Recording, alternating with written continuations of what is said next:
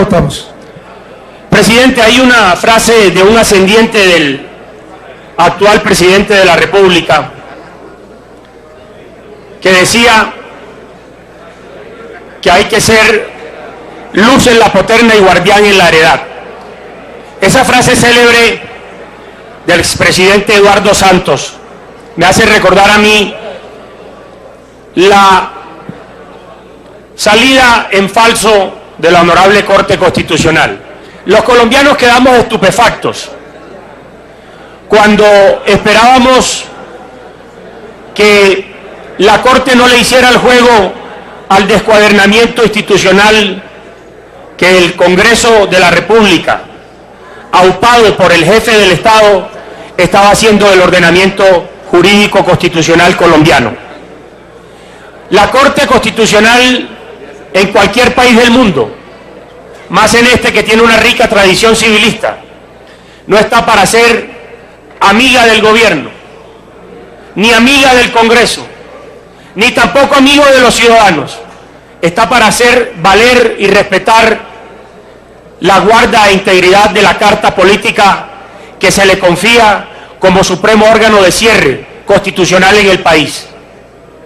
Y hemos visto cómo, atónitos frente al desbarajuste institucional del país, que no comenzó el día de ayer, sino cuando el presidente Santos comenzó a mentirle al país y a poner su propia palabra cada vez más en tela de juicio, anunciando un referendo, cambiando unas normas para la votación del referendo como mecanismo de participación ciudadana, bajándose de ese bus, posteriormente ofreciendo un plebiscito para refrendar popularmente el acuerdo con el grupo criminal de la FARC y, sin pudor alguno, bajando el umbral al 13%. Y cuando esperábamos que la Corte le diera vía libre a ese mecanismo de participación, pero volviendo sobre los límites que traía el plebiscito con el umbral establecido, la Corte le dio permiso al Congreso y al país.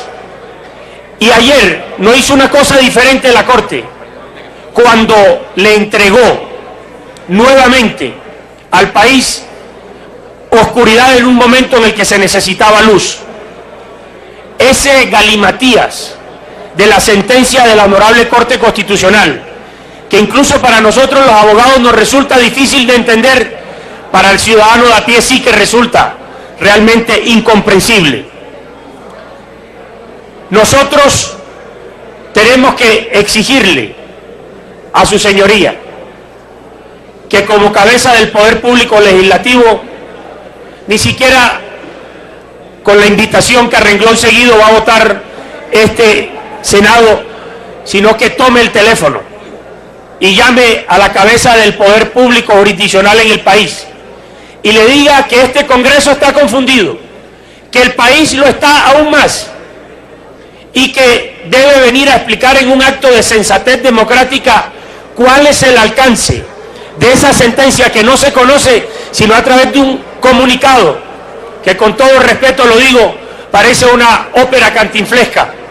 Y señor presidente, aún más debe la Corte Constitucional entregarle explicaciones suficientes a este Congreso de por qué, cuando se necesitaba más claridad, escurrió el bulto y se lavó las manos y ella misma desconoció el mandato popular de las urnas del pasado 2 de octubre y le pasa el balón al Congreso, que indirectamente ya refrendó ilegítimamente el acuerdo con la FARC.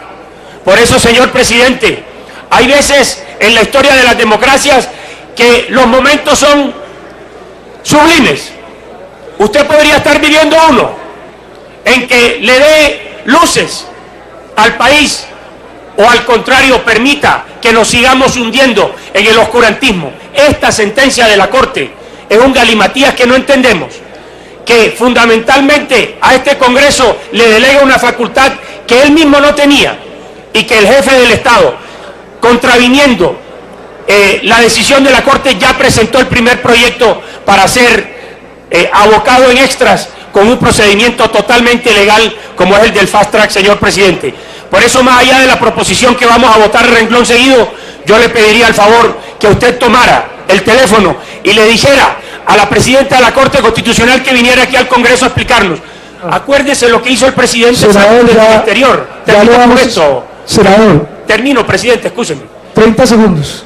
Acuérdese lo que hizo el presidente de la República allá en el exterior, haciéndole admoniciones a la Corte Constitucional indebidas para que se pronunciara en un sentido, aquel que le convenía al gobierno y a estas mayorías nacionales para seguir, como diría el expresidente Carlos Lleras Restrepo, descuadernando el país. Muchas gracias, señor presidente.